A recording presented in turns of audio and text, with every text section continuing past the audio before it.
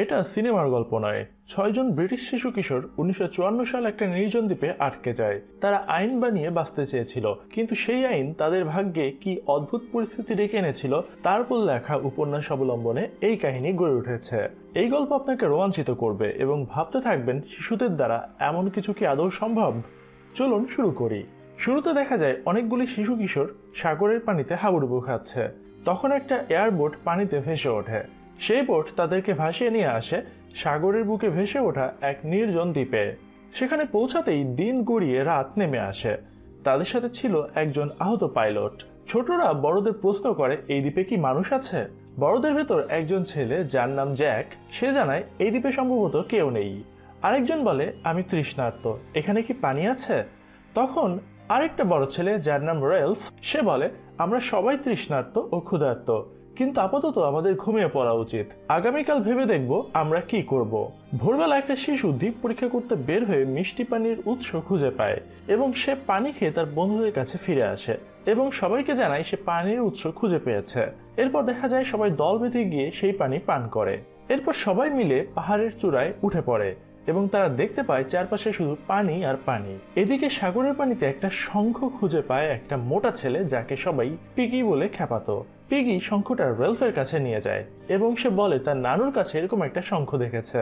এর একদিকে ফু দিলে এটা শব্দ করে। অন্যদিকে আরেক দল জঙ্গলের দিকে বন্য গাছ থেকে ফলমূল পেড়ে খাচ্ছে দেখা যায়। সবাই মনের আনন্দ নিয়ে ঘুরে বেড়াতে থাকে। তখন একটা শব্দ শুনে আশেপাশে থাকা সব ছেলেরা দৌড়ে শব্দের উৎসের কাছে চলে আসে। ওরা দেখতে পায় রেলফ একটা শঙ্খ বাজাচ্ছে। তখন রেলফ বলে, এই শঙ্খ যার হাতে থাকবে শুধুমাত্র সে কথা বলার সুযোগ পাবে।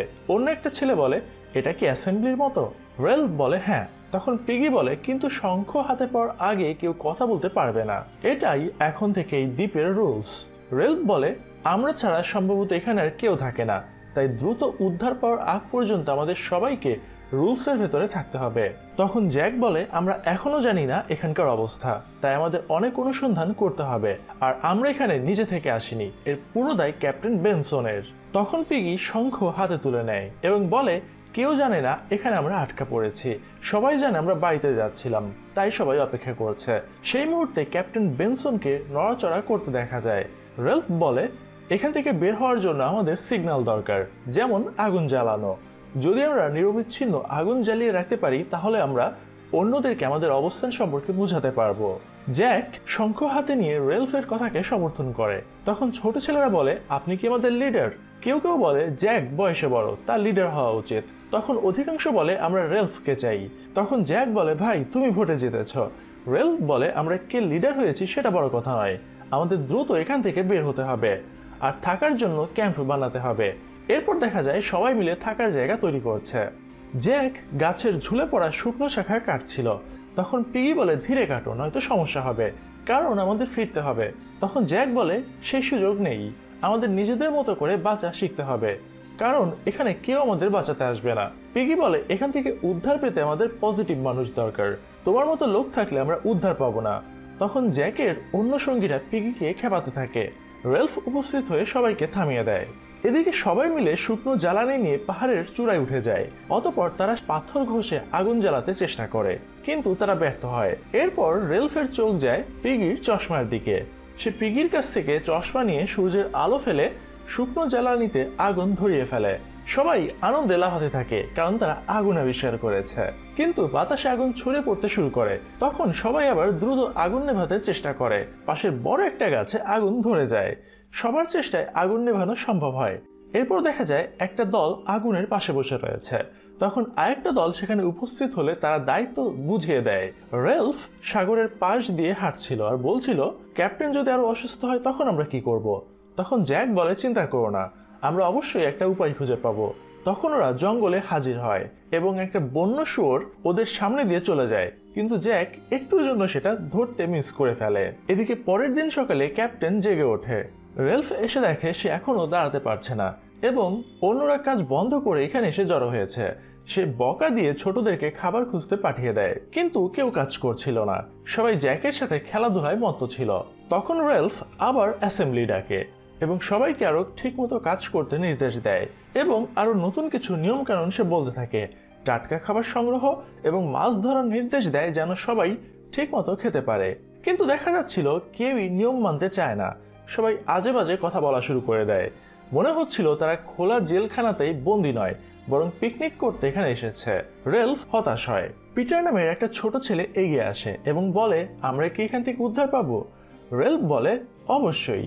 তখন জ্যাক বলে, আমরা এখান থেকে বের হতে পারবো না, কারণ এখানে সাগরের বুকে ছোটখাটো মিলিয়ে প্রায় 8 মিলিয়ন আইল্যান্ড রয়েছে।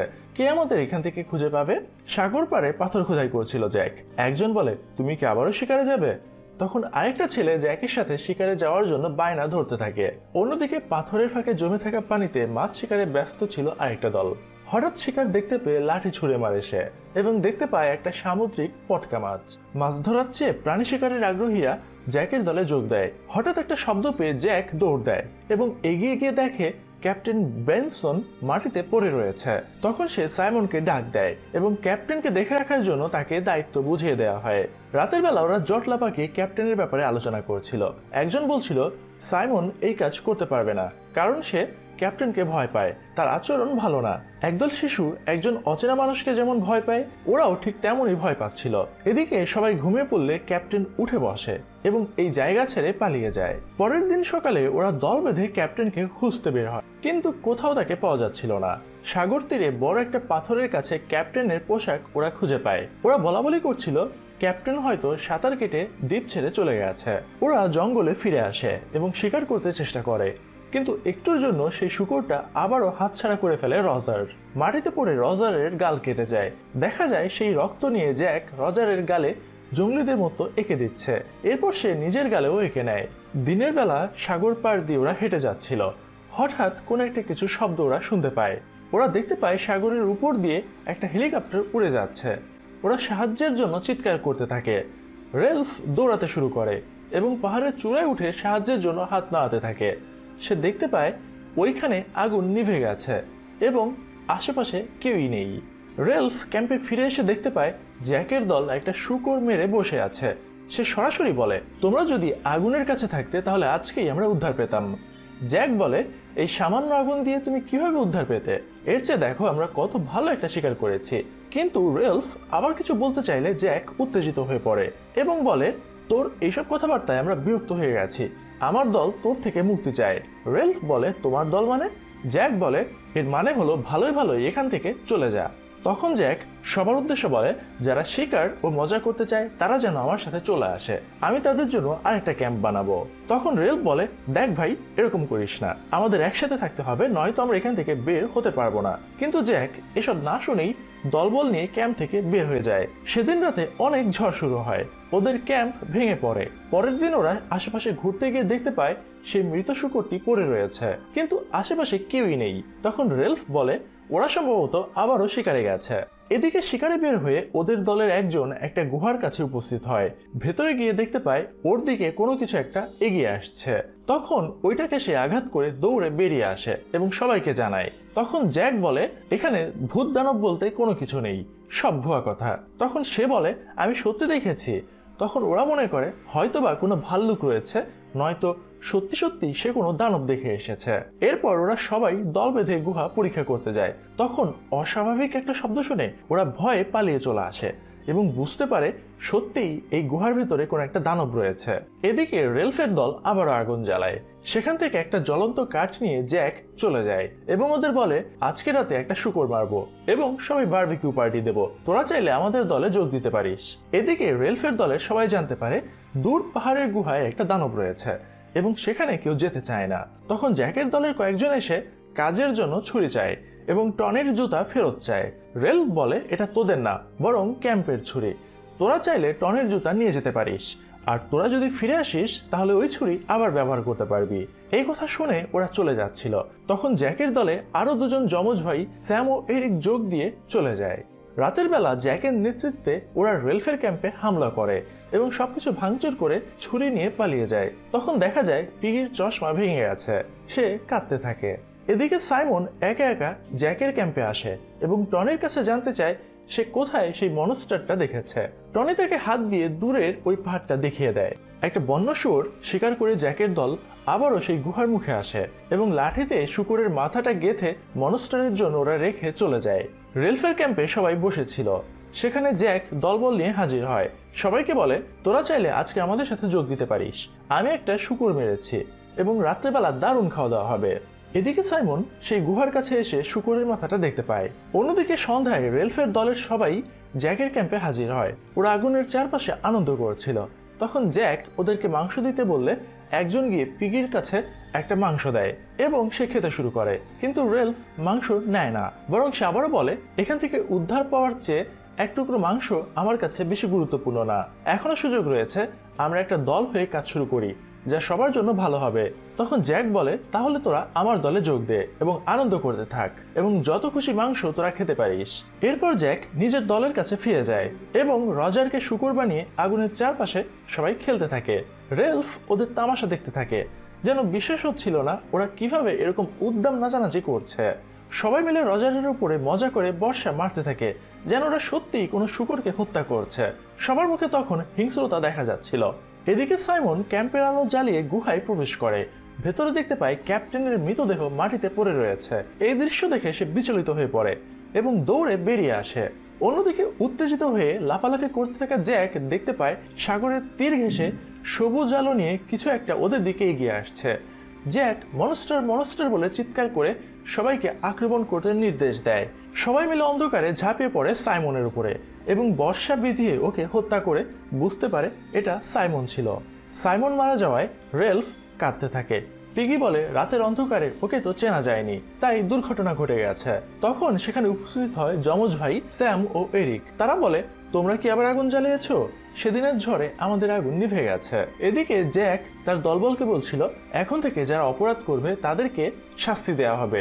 এরপর ওর দলের একজন পিটারকে মারতে থাকে। তারপর তারা পিটারকে ছেড়ে দিলে সে দৌড়ে পালিয়ে যায়। তারপর সে বলে আমি শীঘ্রই আগুন জ্বালাবো এবং শিকারে বের হব, আর আমাদের অবশ্যই সতর্ক থাকতে হবে, কারণ যে কোনো সময় ওই মনস্টার আমাদের উপরে আক্রমণ করতে পারে। এভাবেই জ্যাক নিজের শাসন চাপিয়ে দেয়। রাতের বেলা রেলফের ক্যাম্পে সবাই যখন ঘুমাচ্ছিল তখন জ্যাক হামলা করে এবং বর্ষা দিয়ে আঘাত করতে থাকে সবাইকে।